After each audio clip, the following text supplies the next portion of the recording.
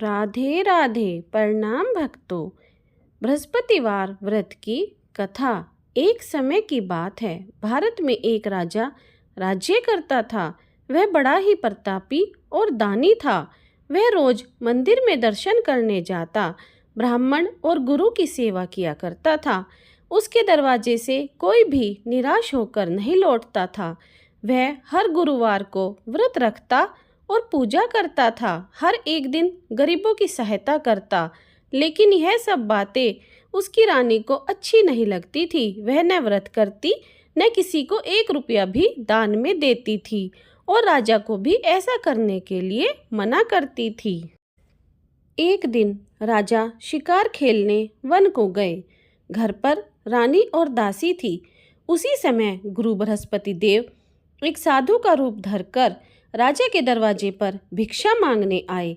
भिक्षा मांगी तो रानी कहने लगी, हे साधु महाराज, मैं इस दान और पुण्य से तंग आ गई हूँ। मुझसे तो घर का ही काम नहीं होता। इस काम के लिए तो मेरे पति ही बहुत हैं। अब आप इस प्रकार की कृपा करें कि यह सब धन नष्ट हो जाए और मैं आराम से रह सकूं। साधु बोले, हे देवी, तुम तो बड़ी विचित्र हो।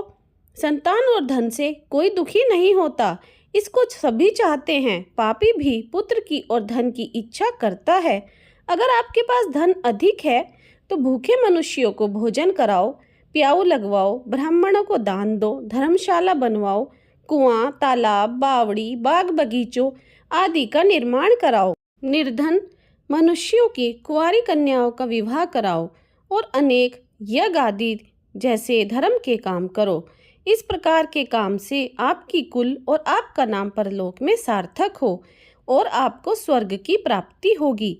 मगर वह रानी इन बातों से खुश न हुई। वह बोली, हे साधु महाराज, मुझे ऐसे धन की जरूरत नहीं जिसको और मनुष्यों को दान दूं तथा जिसे रखने उठाने में मेरा सारा समय बर्बाद हो जाए। साधु ने कहा, हे देवी, अगर तुम्हारी ऐसी इच्छा है तो ऐसा ही होगा। मैं तुम्हें बताता हूँ, वैसा ही करना।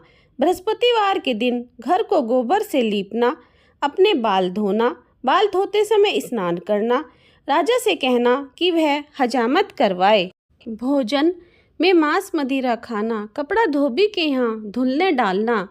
इस तरह 7 बृहस्पतिवार करने से तुम्हारा सब धन नष्ट हो जाएगा। ऐसा कहकर वह साधु महाराज वहाँ से अंतर्ध्यान हो गए। रानी ने साधु के कहने के अनुसार वैसा ही किया। 3 बृहस्पतिवार ही बीते थे कि उसका सारा धन नष्ट हो गया और भोजन के लिए दोनों समय तरसने लगे। सांसारिक भोगों से दुखी रहने लगे। तब वह राजा रानी से कहने लगा कि रानी, तुम यहाँ पर रहो, मैं दूसरे देश को जाऊँ, क्योंकि यहाँ पर मुझे सभी जानते हैं, इसलिए कोई काम भी नहीं कर सकता। ऐसा कहकर राजा परदेश चला गया। वहाँ जंगल को जाता, लकड़ी काट कर लाता और शहर में बेचता। इस तरह अपना जीवन बिताने लगा। इधर राजा के घर रानी और दासी दुखी रहने लगी। किसी दिन भोजन मिलता और किसी दिन पानी पीकर ही रह जाती। एक बार रानी और दासी को 7 दिन बिना भोजन के बीत गए तो रानी ने अपनी दासी से कहा, हे दासी, यहाँ पास ही के नगर में मेरी बहन रहती है। वह बहुत धनवान है। तू उसके पास जा और वहाँ से 5 सेर अनाज मांग ला, जिससे कुछ समय के लिए गुजर हो जाएगी। इस तरह रानी की आज्ञा मानकर दासी उसकी बहन के पास गई। दासी ने जब रानी की बहन को देखा तो उससे बोली, मुझे तुम्हारी बहन ने भेजा है, मेरे लिए 5 सेर अनाज दे दो। रानी की बहन ने कोई उत्तर नहीं दिया, क्योंकि उस दिन बृहस्पतिवार था और वह बृहस्पतिवार व्रत की कथा सुन रही थी। जब दासी को कोई उत्तर नहीं मिला तो वह बहुत दुखी हुई और अपने गांव में लौटकर रानी के पास आकर बोली, रानी, तुम्हारी बहन तो बहुत बड़ी आदमीन है। वह छोटे मनुष्यों से बात भी नहीं करती, इसलिए मैंने उससे कहा तो उसने कोई उत्तर नहीं दिया। मैं वापस चली आई। रानी बोली, हे दासी, इसमें उसका कोई दोष नहीं है। जब बुरे दिन आते हैं तब कोई सहारा नहीं देता। अच्छे बुरे का पता तो विपत्ति में आकर ही चलता है। जो ईश्वर की इच्छा होगी वही होगा। वह सब हमारे भाग्य का दोष है। इधर उस रानी ने देखा कि मेरी बहन की दासी आई थी, लेकिन मैं उससे नहीं बोली तो वह दुखी हुई। यह सोचकर, कथा को सुनकर और विष्णु भगवान का पूजन कर वह रानी बहन के घर चल दी और जाकर अपनी बहन से कहने लगी, हे बहन, मैं बृहस्पतिवार का व्रत कर रही थी, तुम्हारी दासी गई, लेकिन जब तक कथा कहते हैं तब तक न उठते हैं और न बोलते हैं, इसलिए मैं न बोली। बोलो दासी, क्यों गई थी? रानी बोली, बहन, हमारे अनाज नहीं था, वैसे तुमसे कोई बात छिपी नहीं है, इस कारण मैंने दासी को तुम्हारे पास 5 सेर अनाज लेने के लिए भेजा था। रानी बोली, बहन देखो, बृहस्पति भगवान मनोकामना पूरी करते हैं, देखो शायद तुम्हारे घर में अनाज रखा हो। जब रानी ने यह वचन सुना तो घर के अंदर गई, वहाँ उसे एक घड़ा अनाज का भरा मिल गया। तब तो रानी और दासी बहुत खुश हुई। दासी कहने लगी, हे रानी देखो, वैसे हमको जब नहीं मिलता तो हम रोज ही व्रत करते हैं, अगर इनसे व्रत की विधि और कथा पूछ ली जाए तो उसे हम भी कर लेंगे। तब उस रानी ने अपनी बहन से पूछा कि हे बहन, बृहस्पतिवार के व्रत की कथा कैसे करते हैं? रानी की बहन ने कहा, गुरु के व्रत में चने की दाल मुनक्का से विष्णु भगवान का केले की जड़ में पूजन करें, दिया जलाएं, पीला भोजन करें और कहानी सुने।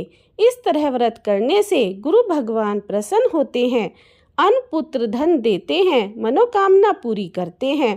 तब रानी और दासी दोनों ने निश्चय किया कि बृहस्पति भगवान का पूजन जरूर करेंगे।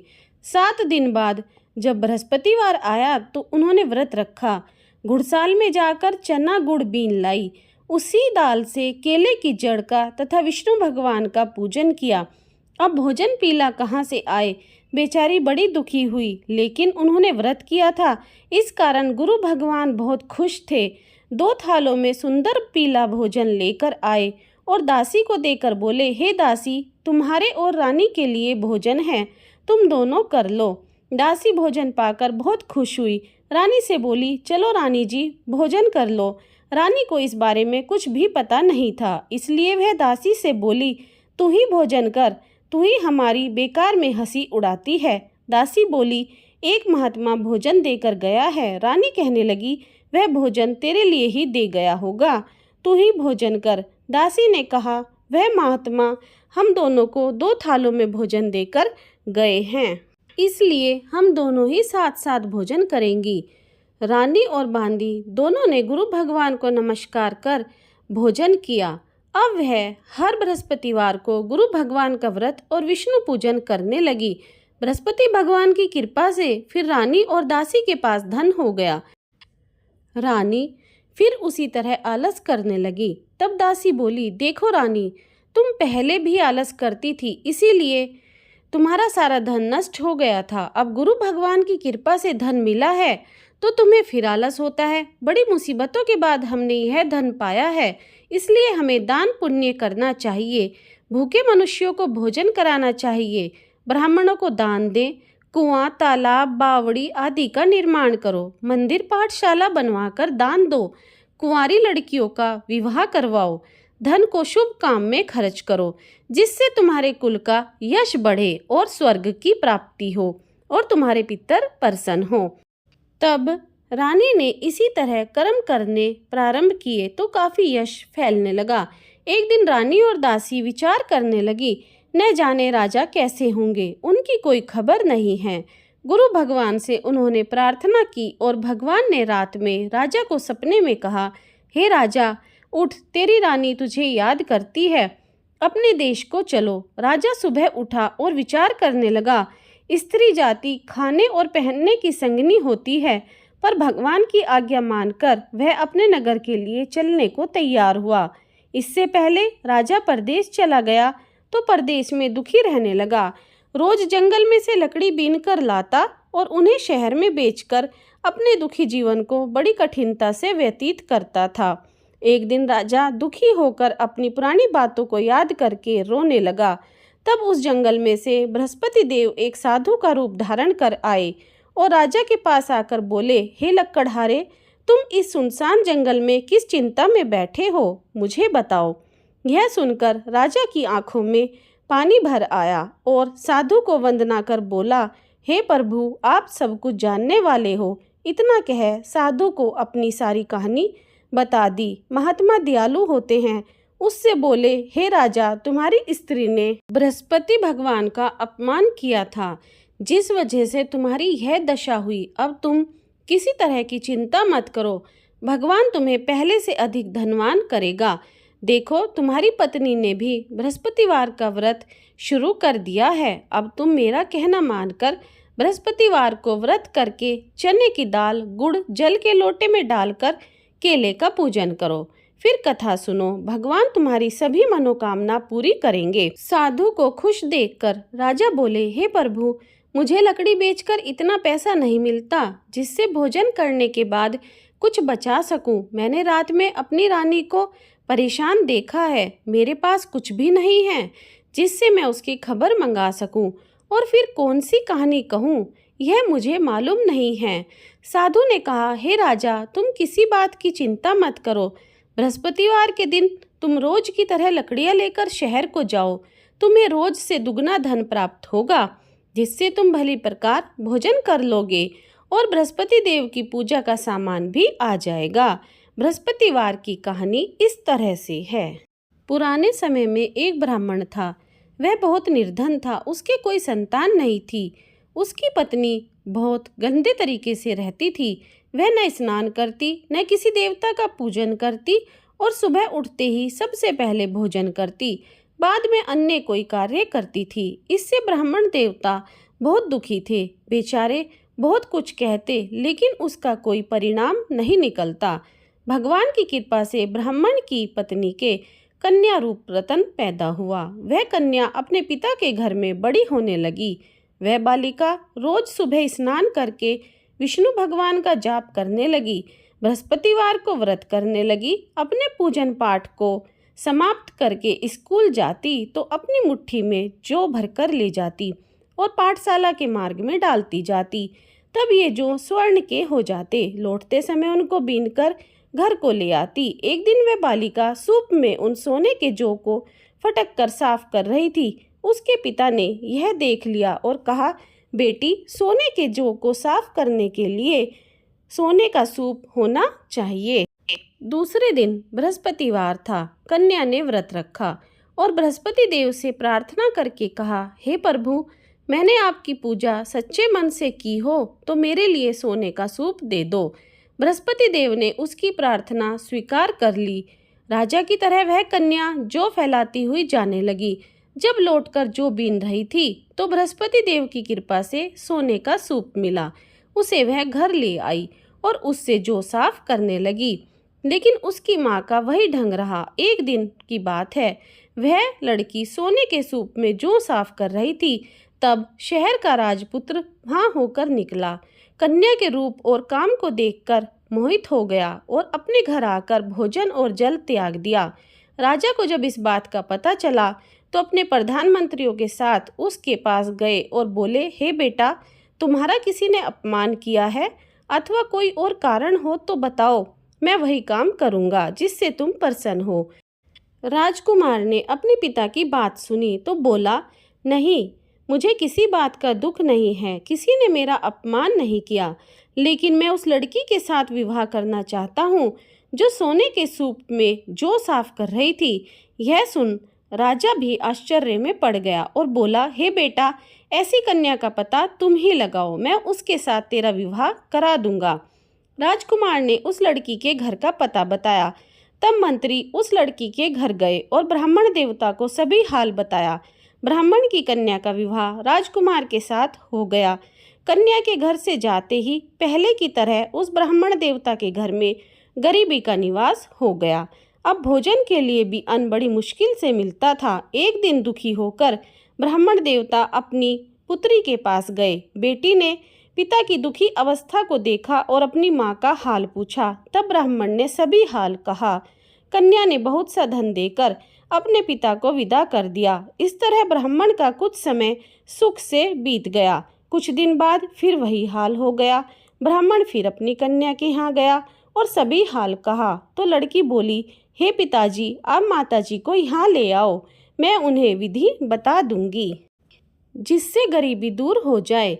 वह ब्राह्मण देवता अपनी पत्नी को साथ लेकर पहुँचे तो बेटी अपनी माँ को समझाने लगी, हे माँ, तुम सुबह उठकर स्नान करके विष्णु भगवान का पूजन किया करो तो सब दरिद्रता दूर हो जाएगी। लेकिन उसकी माँ ने एक भी नहीं मानी और सुबह उठकर अपनी बेटी के बच्चों की जूठन को खा लिया। एक दिन उसकी बेटी को बहुत गुस्सा आया और एक कोठरी से सभी सामान निकाल दिया और अपनी माँ को उसमें बंद कर दिया।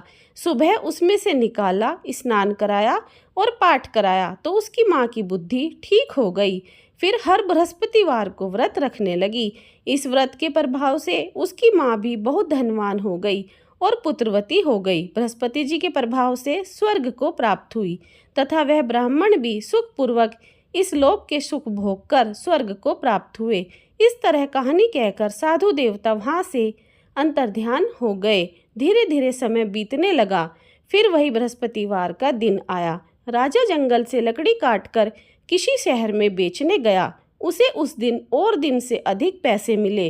राजा ने चना, गुड़ आदि लाकर बृहस्पतिवार का व्रत किया। उस दिन से उसके सभी कलेश दूर हो गए। लेकिन जब दोबारा बृहस्पतिवार आया तो बेचारा व्रत करना भूल गया। इस तरह बृहस्पति भगवान नाराज हो गए। उस दिन उस नगर के राजा ने विशाल यज्ञ का आयोजन किया तथा शहर में यह घोषणा करा दी कि कोई भी मनुष्य अपने घर भोजन न बनाए न आग जलाए। सभी नर नारी मेरे यहाँ भोजन करने आए। इस आज्ञा को जो नहीं मानेगा उसके लिए फांसी की सजा दी जाएगी। इस तरह की घोषणा सारे नगर में करवा दी गई। राजा की आज्ञा के अनुसार शहर के सभी लोग भोजन करने गए, लेकिन लकड़हारा कुछ देर से पहुंचा, इसलिए राजा उसको अपने साथ घर ले गए और ले जाकर भोजन करा रहे थे तो रानी की दृष्टि उस खूंटी पर पड़ी जिस पर उसका हार लटका हुआ था। वह वहां दिखाई नहीं दिया। रानी ने सोच लिया कि मेरा हार इसी मनुष्य ने चुरा लिया है। उसी समय पुलिस को बुलाकर उसे जेल खाने में डलवा दिया। जब राजा जेल खाने में पड़ गया और बहुत दुखी होकर विचार करने लगा कि न जाने कौन से जन्म के कर्म से मेरे लिए दुख प्राप्त हुआ है, उसी साधु को याद करने लगा जो जंगल में मिला था। उसी समय बृहस्पति देव साधु के रूप में प्रकट हो गए और उसकी दशा को देखकर कहने लगे, अरे मूर्ख, तूने बृहस्पति देवता की कथा नहीं करी, इस वजह से तुझे दुख मिला है। अब चिंता मत कर। बृहस्पतिवार के दिन जेल खाने के दरवाजे पर 4 पैसे मिलेंगे, उनसे तू बृहस्पति देव की पूजा करना, तेरे सभी कष्ट दूर हो जाएंगे। बृहस्पतिवार के दिन उसे 4 पैसे मिले। राजा ने कथा कही।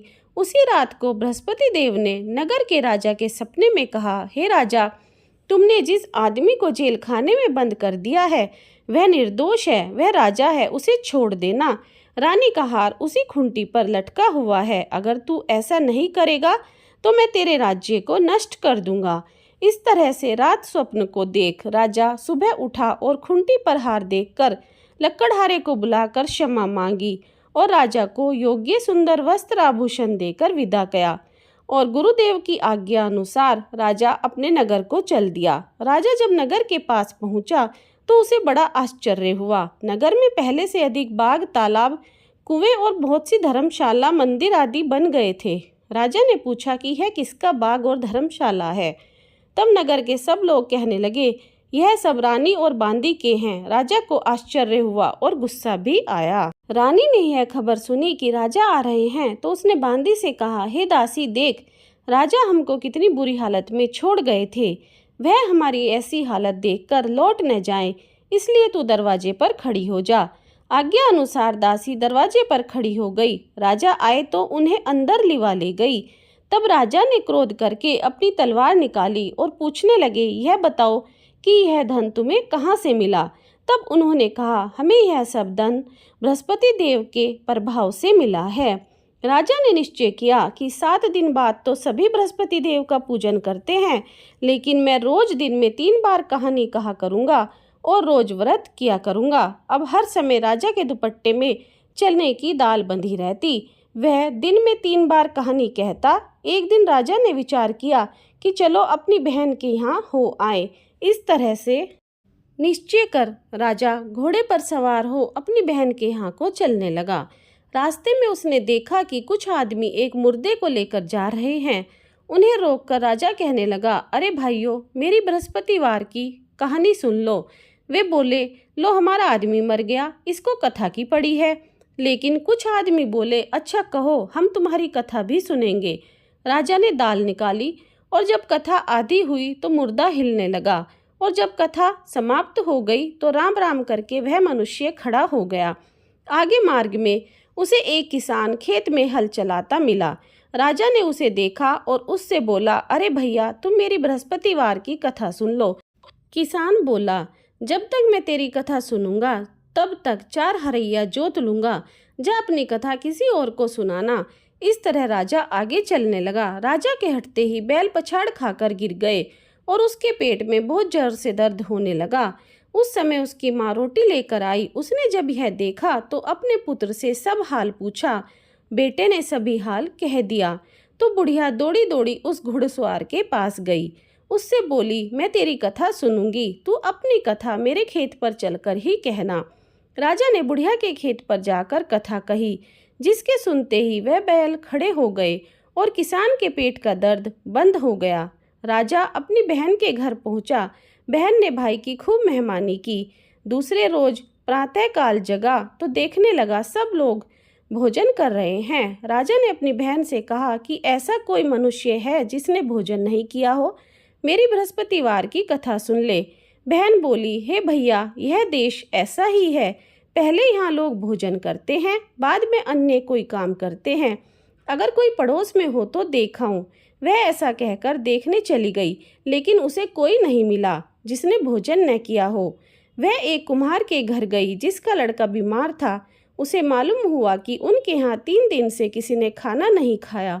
रानी ने अपने भाई की कथा सुनने के लिए कुम्हार से कहा तो वह तैयार हो गया। राजा ने जाकर बृहस्पतिवार की कथा कही, जिसको सुनकर उसका लड़का ठीक हो गया।